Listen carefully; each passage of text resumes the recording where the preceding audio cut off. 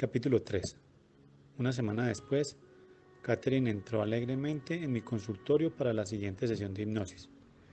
Hermosa de por sí, estaba más radiante que nunca. Me anunció feliz que su eterno miedo a ahogarse había desaparecido. El miedo a asfixiarse era algo menor. Ya no la despertaba la pesadilla del puente que se derrumbaba. Aunque había recordado los detalles de su vida anterior, aún no tenía el material realmente asimilado. Los conceptos de vidas pasadas y reencarnación eran extraños a su cosmología. Sin embargo, sus recuerdos eran tan vívidos, las visiones, los sonidos y los olores tan claros, tan poderosa e inmediata la certeza de estar allí, que debía haber estado. La experiencia era tan abrumadora que ya no la ponía en duda, pero se preguntaba cómo conciliar eso con sus creencias y su educación. Durante esa semana yo había repasado el libro de texto de un curso de religiones comparadas que había seguido en mi primer año en la Universidad de Columbia. Había, ciertamente, referencias a la reencarnación en el Antiguo y en el Nuevo Testamento. En el año 325 después de Cristo, el emperador romano Constantino el Grande, junto con Helena, su madre, habían eliminado las referencias a la reencarnación contenidas en el Nuevo Testamento. El Segundo Concilio de Constantinopla, reunido en el año 553, confirmó ese acto y declaró herética la idea de la reencarnación. Al parecer consideran que esta idea debilitaría el creciente poder de la Iglesia, al conceder a los seres humanos demasiado tiempo para buscar la salvación. Sin embargo, las referencias originarias habían existido. Los primeros padres de la Iglesia aceptaban el concepto de la reencarnación. Los primitivos gnósticos, Clemente de Alejandría, Orígenes, San Jerónimo y muchos otros estaban convencidos de haber vivido anteriormente y de que volverían a hacerlo. Pero yo no había creído nunca en la reencarnación, ni siquiera había pensado mucho en el tema. Aunque mi temprana educación religiosa hablaba de una vaga existencia del alma después de la muerte, la idea no me convencía. Yo era el mayor de 4 hijos, todos los cuales se llevaban 3 años entre sí. Pertenecíamos a una conservadora sinagoga judía de Red Bank, una pequeña ciudad próxima a la costa de New Jersey. Yo era el pacificador y el hombre de estado de la familia. Mi padre se dedicaba más a la religión que el resto de nosotros. La tomaba muy en serio, como todo en la vida. Los éxitos académicos de sus hijos eran las grandes alegrías de su existencia. Cualquier discordia doméstica lo alteraba con facilidad. Entonces se retiraba, dejando que yo interviniera como mediador.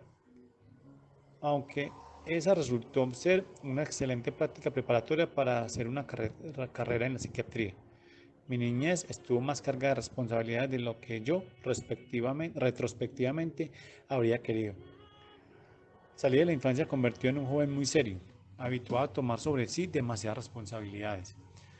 Mi madre se pasaba la vida mostrando amor. No había límites que se le interpusiesen.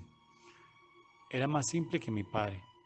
Utilizaba la culpa, el martirio, la pena, llevaba al extremo y la identificación con sus hijos como instrumentos de manipulación. Todo sin segundas intenciones, pero rara vez se mostraba triste o malhumorada, y siempre se podía contar con su amor y su apoyo. Mi padre tenía un buen trabajo como fotógrafo industrial, pero aunque siempre tuvimos comida en abundancia, el dinero escaseaba mucho. Peter, mi hermano menor, nació cuando yo tenía 9 años. Tuvimos que repartir a 6 personas en un pequeño apartamento de 2 dormitorios con un jardín en la planta baja. En esa pequeña vivienda, la vivienda era febril y ruidosa. Yo buscaba refugio en mis libros. Cuando no leía interminablemente, jugaba al béisbol o al baloncesto, las otras pasiones de mi niñez. Sabía que el estudio era un modo de salir de esa pequeña ciudad, por cómodo que fuera, y siempre ocupaba el primero o segundo puesto de mi clase. Cuando la Universidad de Columbia me otorgaba una beca completa, yo era ya un joven serio y estudioso. El éxito académico siguió siendo fácil. Terminé los estudios de química y me gradué con honores. Decidí entonces dedicarme a la psiquiatría, pues esa actividad combinaba mi interés por la ciencia con la fascinación que sentía por el funcionamiento de la mente humana. Por añadidura, la carrera médica me permitiría expresar mi interés y mi compasión por el prójimo. Mientras tanto, había conocido a Carole, durante unas vacaciones pasadas en un hotel de Catskill Mountain, donde yo trabajaba de camarero y ella se hospedaba. Ambos experimentamos de inmediato una atracción mutua, una fuerte sensación de familiaridad y bienestar. Intercambiamos cartas, nos frecuentamos, nos enamoramos y cuando empecé mi carrera ya estábamos comprometidos. Ella era inteligente y hermosa. Todo parecía estar acomodándose. Pocos jóvenes se preocupan por la vida, la muerte y la vida después de la muerte. Menos aún cuando todo marcha con facilidad. Yo no era la excepción. Estaba dedicado a la ciencia, aprendí a pensar de manera lógica y desapasionada, a exigir demostraciones. La carrera de medicina y la residencia en la Universidad de Yale hicieron que cuajara todavía más en mí el método científico. Mi tesis de investigación versó sobre la química del cerebro y el papel de los neurotransmisores, que son los mensajeros químicos del tejido cerebral. Me incorporé a la nueva raza de psiquiatras biológicos, los que mezclan las teorías psiquiátricas tradicionales y sus técnicas con la nueva ciencia de la química cerebral. Escribí muchos artículos científicos, di conferencias locales y nacionales, y me convertí en un verdadero personaje dentro de mi especialidad. Era un poco obsesivo, empecinado e inflexible, pero estos rasgos resultaban útiles para un médico. Me sentí completamente preparado para tratar a quien quiera que se presentara en mi consultorio en busca de terapia. Y en aquel momento Catherine se convirtió en Aronda, una joven que había vivido en el año 1863 a.C. ¿O acaso era al revés? Y allí estaba otra vez, feliz como nunca la había visto antes. Una vez más, temí que Catherine tuviera miedo de continuar. Sin embargo, se dispuso ansiosamente para la hipnosis y se distendió rápidamente. Estoy arrojando guirnaldas de flores al agua. Es una ceremonia. Tengo el pelo rubio y trenzado. Llevo un vestido pardo y dorado y sandalias. Alguien ha muerto. Alguien de la casa real. La madre. Yo soy una sirviente de la casa real y ayudo con la comida. Ponemos los cuerpos en salmuera durante 30 días. Cuando se secan, se extraen las partes, vuelo los cadáveres.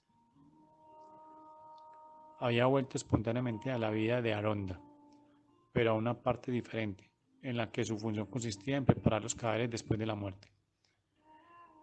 En un edificio aparte continuó. Puedo ver los cuerpos.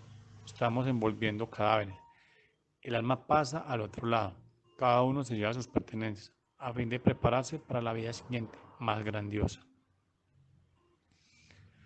Estaba expresando algo que parecía el concepto egipcio de la muerte y el más allá, diferente de todas nuestras creencias.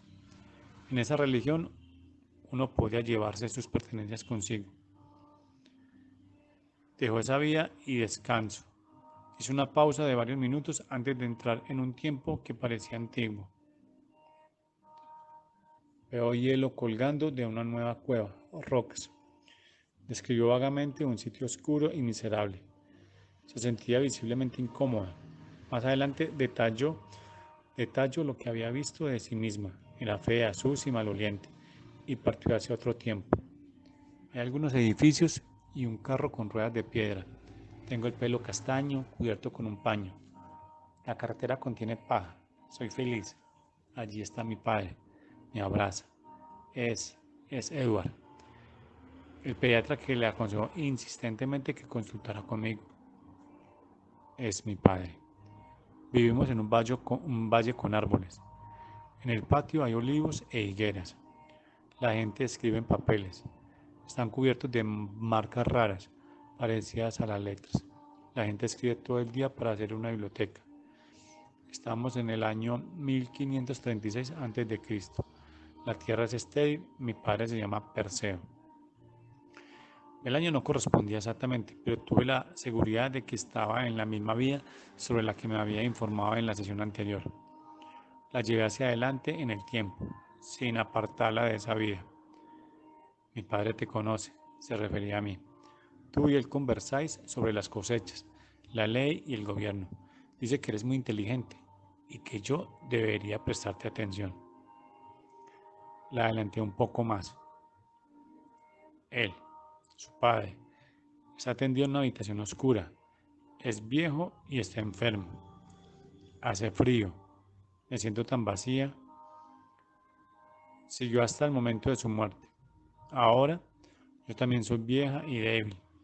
Allí está mi hija, cerca de mi cama. Mi esposo ya ha muerto. Mi yerno está allí y también sus hijos. Hay muchas personas a mi alrededor. Esa vez su muerte fue apacible. Flotaba. ¿Flotaba? Eso me hizo pensar en los estudios del doctor Raymond Moody sobre las víctimas de experiencias de casi muerte. Sus sujetos también recordaban haber flotado antes de verse atraídos otra vez hacia el cuerpo. Yo había leído ese libro varios años antes. Tomé nota mental de que debía releerlo. Me pregunté si Catherine recordaba algo más allá de la muerte, pero solo pudo decir floto nada más. La desperté y di esa sesión por terminada. Revolví las bibliotecas de medicina con un apetito nuevo e insaciable por cualquier artículo científico que se hubiera publicado sobre la reencarnación. Estudié las obras del doctor Ian Stevenson, respetado profesor de psiquiatría en la Universidad de Virginia, quien ha publicado una extensa bibliografía psiquiátrica. El doctor Stevenson ha reunido más de 2.000 ejemplos de niños con recuerdos y experiencias del tipo de la reencarnación. Muchos presentan xenoglosia, la capacidad de hablar un idioma extranjero al que nunca había estado expuestos.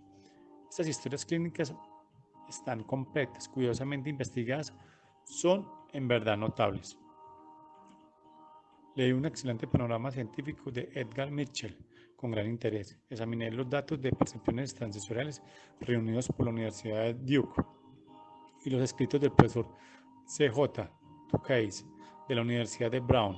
También analicé con atención los estudios de los doctores Martin Ebon, Helen Wambach, Gertrude Schmidler, Frederick Lenz y Edith Fior. Cuanto más leía, más quería leer. Comencé a comprender que, si bien me tenía por profesional bien informado con respecto a todas las dimensiones de la mente, mi instrucción era muy limitada. Hay bibliotecas enteras llenas de este tipo de investigaciones y bibliografía, pero son muy pocos los que las conocen. Una gran parte de esta investigación fue realizada, verificada y reproducida por respetables médicos y científicos. Es posible que todos estuvieran equivocados, que se engañaran. Las pruebas parecían abrumadoramente positivas, pero yo aún dudaba. Abrumadoras o no, me costaba creer en ellas. Tanto Catherine como yo, cada uno a su modo, habíamos quedado profundamente afectados por la experiencia. Catherine mejoraba en el plano emocional. Yo ensanchaba los horizontes de mi mente. Ella, atormentada por sus miedos durante muchos años, empezaba a hallar algún alivio, ya fuera por medio de los recuerdos verdaderos o por medio de vividas fantasías. Yo había hallado el modo de ayudarla y no pensaba en detenerme. Por un breve instante pensé en todo esto, mientras Catherine caía en trance al iniciarse la sesión siguiente. Antes de la inducción hipnótica, ella me había relatado un sueño sobre cierto juego que se jugaba en viejos peldaños de piedra con un tablero cuadriculado en el cual había agujeros. El sueño le había parecido especialmente vívido. Le indiqué que superara los límites normales del tiempo y el espacio, que fuera hacia atrás para ver si ese sueño tenía sus raíces en alguna reencarnación previa. Veo escalones que llevan a una torre, dada a las montañas, pero también al mar.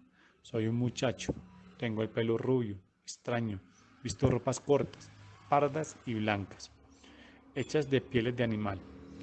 En lo alto de la torre hay algunos hombres que vigilan, guardias. Están sucios, juegan a algo parecido al ajedrez, pero no es eso. El tablero no es cuadrado, sino redondo. Juegan con piezas afiladas semejantes a dagas que se ajustan a los agujeros. Las piezas tienen arriba cabezas de animales. Territorio de Kirguistán, ortografía fonética. En los Países Bajos, alrededor de 1473. Le pregunté el nombre del lugar en donde vivía y si podía ver o oír un año. Ahora estoy en un puerto marítimo. La tierra desciende hasta el mar. Hay una fortaleza y agua. Veo una cabaña. Mi madre, cocinando en una olla de arcilla. Me llamo Joan. Avanzó hasta su muerte. A esa altura de nuestras sesiones, yo aún buscaba un único y abrumador suceso traumático que pudiera causar o explicar sus síntomas actuales. Aún si esas visualizaciones notablemente explícitas eran pura fantasía y yo no habría podido asegurarlo, lo que ella creyera o pensara podía aún servir de base a sus síntomas. Después de todo, yo había visto a pacientes traumatizados por sus sueños. Algunos no lograban recordar ni si un trauma de la infancia se había producido en la realidad o solo en un sueño, pero su recuerdo todavía los obsesionaba en la vida adulta. Lo que aún no apreciaba del todo era que el constante martilleo diario de las influencias socavadoras, como las críticas mordaces de un progenitor, podían causar traumas psíquicos incluso peores que un solo suceso traumático. Esas influencias perjudiciales, puesto que se funden con el entorno diario de la vida, son aún más difíciles de recordar y exorcizar. Una criatura criticada de manera constante puede perder tanta confianza y autoestima como quien recuerda haber sido humillado en una horrible ocasión especial. El niño nacido en una familia pobre a quien diariamente le falta la comida en cantidad suficiente puede sufrir con el tiempo los mismos problemas psíquicos que quien experimentó un único episodio importante en el que estuvo a punto de morir de hambre por casualidad. Pronto comprendería yo que el castigo cotidiano de fuerzas negativas debía ser reconocido y resuelto con tanta atención como la que se presta a un único y abrumador acontecimiento traumático. Catherine comenzó a hablar. Hay botes parecidos a canoas, pintados de colores intensos, zona de Providencia. Tenemos armas, lanzas, ondas, arcos y flechas, pero más grandes. En el bote hay remos grandes y extraños. Todo el mundo tiene que remar. Quizás estamos perdidos. Está oscuro. No hay luces. Tengo miedo. Nos acompañan otros botes. Una incursión de ataque al parecer. Temo a los animales. Dormimos sobre sucias y malolientes pieles de animales. Estamos de exploración. Tengo zapatos extraños como sacos, atados a los tobillos, hechos también con pieles de animal. Larga pausa. Siento en la cara el calor del fuego. Los míos están matando a otros, pero yo no. No quiero matar. Tengo el cuchillo en la mano. De pronto comenzó a gorjear y a respirar trabajosamente. Informó de que un combatiente enemigo le había aferrado desde atrás por el cuello para degollarla con el puñal. Vio la cara del asesino antes de morir. Era Stuart. El aspecto del hombre era diferente, pero ella sabía que se trataba del mismo. Joan había muerto a los 21 años. Luego se encontró flotando por encima de su cuerpo y observando la escena de abajo. Se elevó hasta las nubes, perpleja y confundida. Pronto se sintió atraída hacia un espacio diminuto y cálido. Estaba a punto de nacer. Alguien me tiene en brazos, susurró lenta y soñadoramente. Alguien me ayudó en el nacimiento. Lleva un vestido verde y delantal blanco y un sombrero blanco, doblado hacia atrás en las esquinas. Las ventanas del cuarto son muy extrañas. Tienen muchas secciones. El edificio es de piedra. Mi madre tiene el pelo largo y oscuro. Quiere abrazarme. Tiene puesto un camisón extraño, áspero. Duele frotarse contra él. Es agradable estar al sol, abrigado otra vez. Es la misma madre que tengo ahora. En la sesión anterior.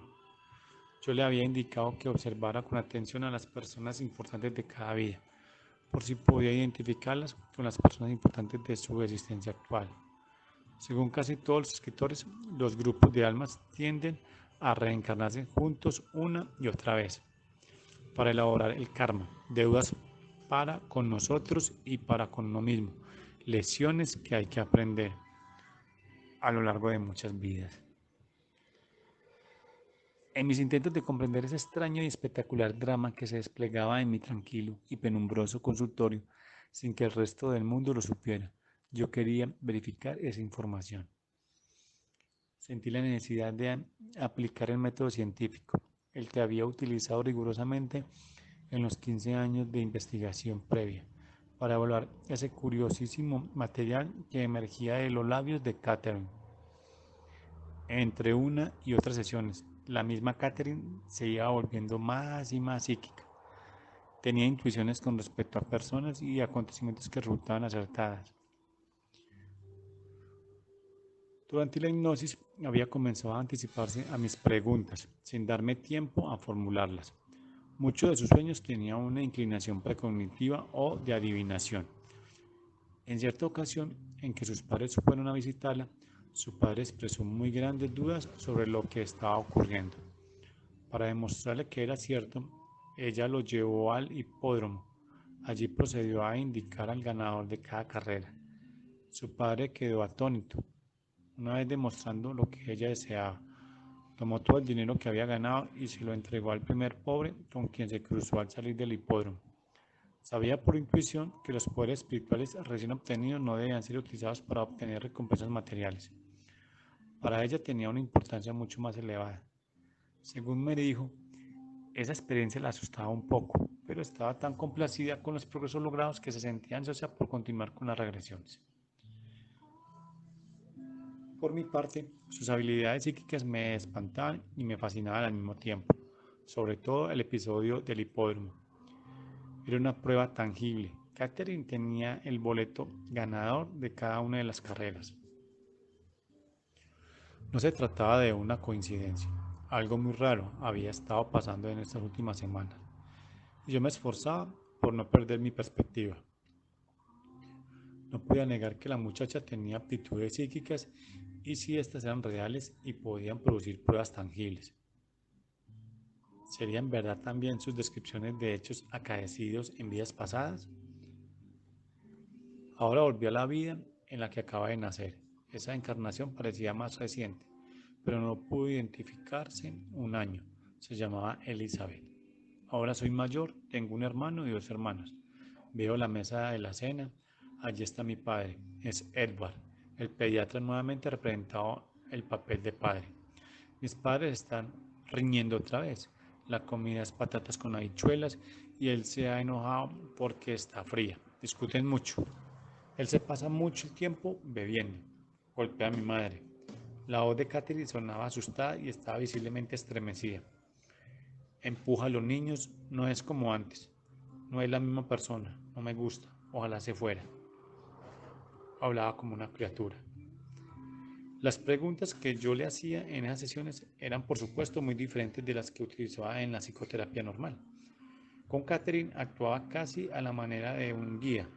Trataba de revisar toda una vida en 1 o 2 horas, buscando acontecimientos traumáticos y patrones perjudiciales que pudieran explicar sus síntomas de la actualidad. La terapia corriente se realiza a ritmo mucho más detallado y lento. Se analiza cada palabra elegida por el paciente en busca de matices y significados ocultos. Cada gesto facial, cada movimiento del cuerpo, cada inflexión de la voz deben ser tenidos en cuenta y evaluados. Cada reacción emocional merece un cuidadoso escrutinio. Se construyen minuciosamente los patrones de conducta. Con Catherine, en cambio, los años podían transcurrir en minutos. Las sesiones con ella eran como conducir un auto de carrera a toda velocidad y tratando de distinguir las caras de la multitud. Volví mi atención a Catherine y le pedí que avanzara en el tiempo. Ahora estoy casada, nuestra casa tiene una sola habitación, grande. Mi esposo es rubio, no lo conozco, es decir, aún no apareció en la vida actual de Catherine. Todavía no tenemos hijos, él es muy bueno conmigo. Nos amamos y somos felices. Al parecer había escapado con éxito a la opresión del hogar paterno. Le pregunté si podía identificar la zona en donde vivía. Brennington, susurró vacilando. Veo libros con cubiertas antiguas y raras. El grande se cierra con una correa. Es la Biblia. Hay letras grandes y extrañas. Idioma gaélico. En ese punto dijo algunas palabras que no pude identificar. No tengo idea de si eran o no gaélicas. Vivimos tierra adentro, no cerca del mar. El condado. Brennington. Veo una granja con cerdos y corderos. Es nuestra. Se había adelantado en el tiempo. Tenemos dos varones, el mayor se casa, veo la torre de la iglesia, un antiquísimo edificio de piedra. De pronto le dolía la cabeza, sufría y se afectaba la sien izquierda. Dijo que se había caído en los escalones de piedra, pero se repuso. Murió a edad avanzada, en su cama, rodeada por toda la familia. Una vez más, salió flotando de su cuerpo al morir, pero en esa ocasión no se sintió perpleja ni confundida. Tengo conciencia de una luz intensa. Es maravillosa, de esa luz se obtiene energía. Descansaba tras la muerte entre dos vidas. Pasaron en silencio algunos minutos. De pronto habló, pero no con el susurro lento que siempre había utilizado hasta entonces. Ahora su voz era grave y potente, sin vacilaciones. Nuestra tarea consiste en aprender, en llegar a ser como dioses mediante el conocimiento. Es tan poco lo que sabemos. Tú estás aquí para ser mi maestro. Tengo mucho que aprender. Por el conocimiento nos acercamos a Dios y entonces podemos descansar. Luego regresamos para enseñar y ayudar a otros. Quedé mudo. Era una lesión posterior a su muerte, proveniente del estado intermedio. ¿Cuál era la fuente de ese nuevo material? No sonaba en absoluto como el modo de hablar de Catherine. Ella nunca se había expresado así, con ese vocabulario y esa fraseología. Hasta el tono de su voz era completamente distinto. En ese momento no comprendí que, si bien Caterina había pronunciado las palabras, no discurría personalmente las ideas. Estaba transmitiendo lo que se le decía. Más adelante identificó como fuente a los maestros, almas altamente evolucionadas que en estos momentos no estaban en su cuerpo. Podían hablar conmigo a través de ella, además de poder regresar a vidas pasadas. Catherine podía ahora canalizar el conocimiento del más allá. Bellos conocimientos. Yo me esforcé por no perder la objetividad. Se había introducido una nueva dimensión. Catherine no había leído los estudios de la doctora Elizabeth Kubler-Ross, ni los del doctor Raymond Moody, que han escrito sobre las experiencias cercanas a la muerte. Ni siquiera había oído hablar del libro tibetano de los muertos. Este me lo sé, el Bardo Todol. Sin embargo, relataba experiencias similares a las que escribían esos escritos. Era una prueba, en cierto modo, lástima que no hubieran más hechos, detalles más tangibles que yo pudiera verificar. Mi escepticismo fluctuaba, pero se mantenía. Tal vez ella había leído sobre las experiencias de muerte en alguna revista. Quizás había visto alguna entrevista en un programa de televisión. Aunque negara tener recuerdos conscientes de este tipo, tal vez retenía un recuerdo subconsciente, pero iba más allá de esos escritos anteriores a su experiencia. Transmitía mensajes desde ese estado intermedio. Lástima que no tuviera más datos. Al despertar, Catherine recordó, como siempre, los detalles de sus vidas pasadas, pero no había retenido nada de lo ocurrido después de su muerte en la persona de Elizabeth.